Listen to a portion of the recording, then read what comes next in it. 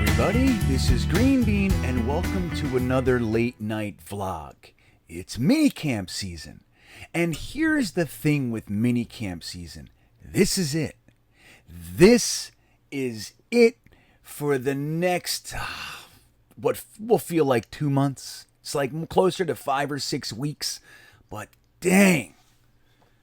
So we got to pay attention. We got to pay attention to all this stuff, and we have some things to talk about. Before we get into it, I want to just take a quick second and remind you, if you're feeling nice, go ahead and hit that thumbs up button. It's right below the video. That tells YouTube that you like the video. And if you're feeling really frisky, go ahead and hit that subscribe button. That brings you into the channel, and you'll be recommended more product from me. Content was the word I was looking for. No product, I promise. And if you want to be reminded every single time I do anything, you can hit the little bell and you will be notified via YouTube anytime I go live or anything like that. So here we go, guys. We have a lot of storylines, right? You got the Zach Wilson stuff. He came back. He's looking like he got some, went out and got himself a bigger chest. They called him beefy. We got those storylines from OTAs. We have the Denzel Mims stuff. People are looking at him. You got all the neat rookies. You got the Breece Halls, the Garrett Wilsons. You got the AVTs from last year. And we got all these young players that we're looking at. We want to see what Sauce Gardner looks like, right? Is Michael Clemens going to be the guy that the initial press conference led us to think that he might be, with the nose ring and all that jazz? So we have all these things to look at, but the truth of the matter is that it's not really very intense of a practice. It's a lot of walkthroughs. There's some 7-on-7s. You see a little bit of stuff, but this is the beginning. So there's not much meat on the bone. We'll chew on it. We'll do it, but there's not much meat on the bone. But where there is some meat on the bone is we've been waiting all off season for Mekhi Becton to show up back at the facility. As we know, he was not present for the voluntary portion of the OTA sessions. Now, there were numerous reasons for that. A lot of them, people we didn't know at first, so people were overreacting before we even knew.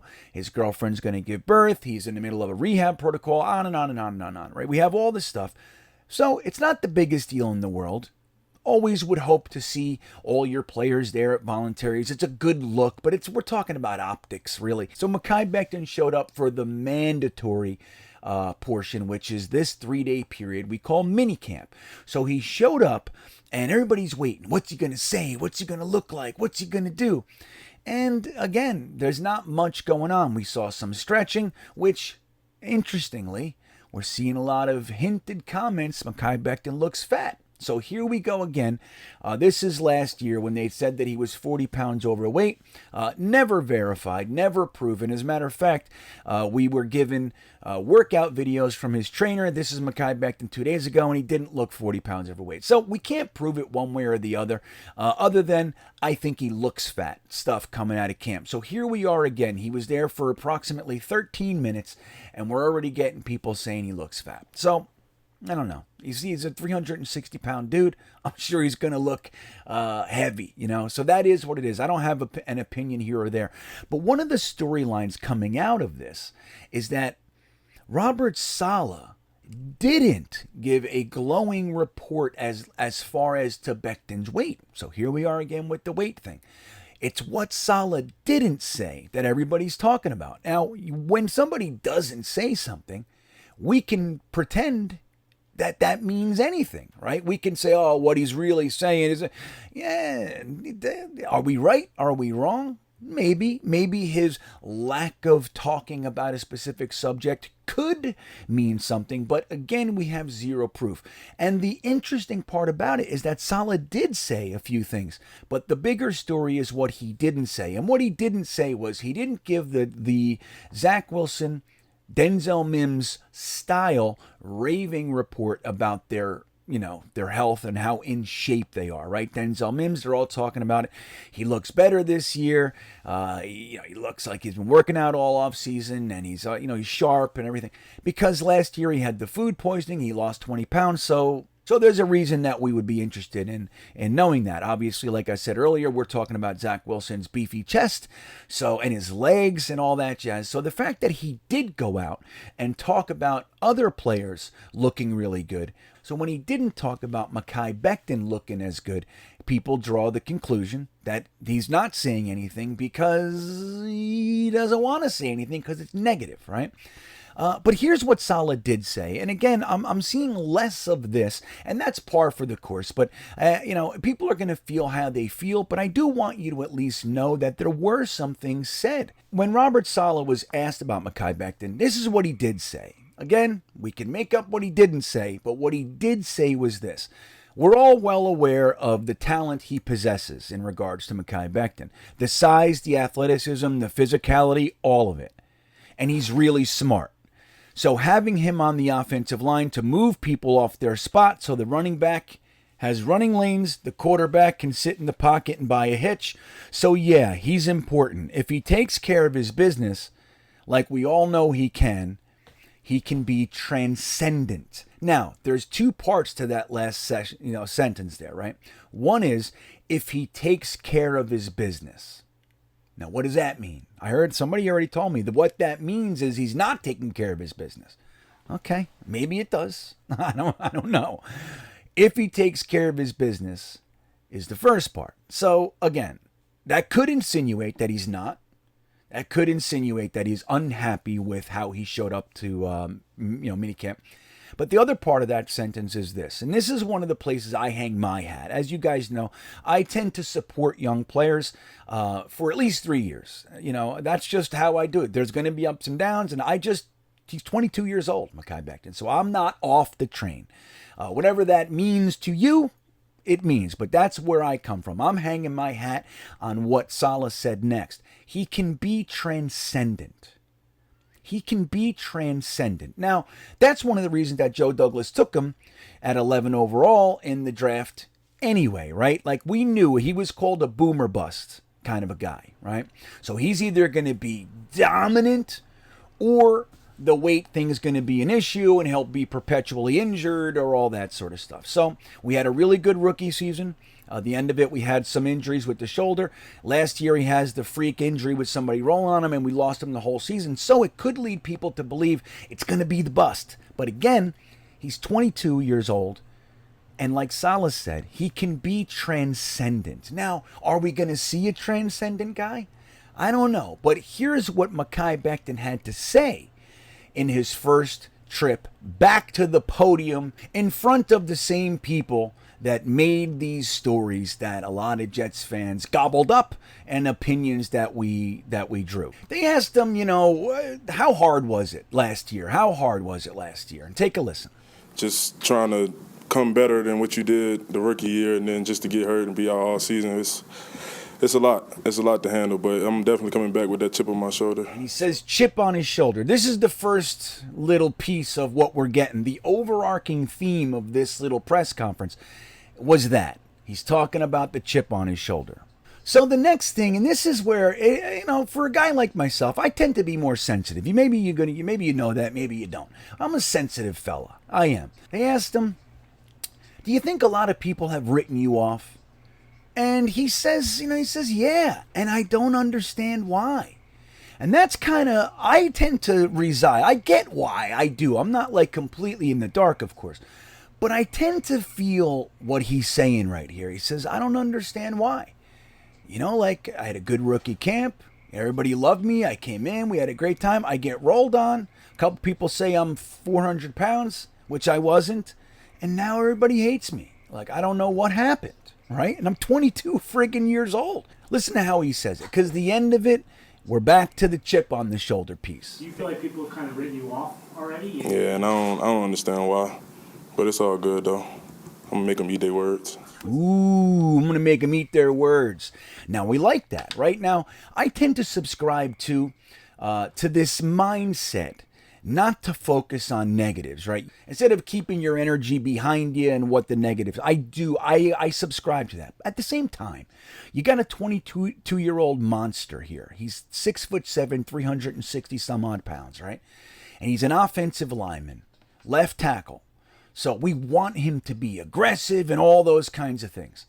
So being a little angry is not necessarily the worst thing. Now, if this does motivate him to come in and to play even harder, to be even better, then I say go for it, man. So rather than seeing all this stuff, you're getting bombarded with negative comments and stories and kind of going into your shell, right? So I do tend to like that. He says, I'm going to make them eat their words. That's pretty interesting statements, right? You got a chip on your shoulder and he's going to make them eat their words. Right on the heels of that, he goes into, they ask him, what's up with the shirt? Now, if you guys looked at the shirt, it says Big Bust. Many of us already know on Twitter and Instagram.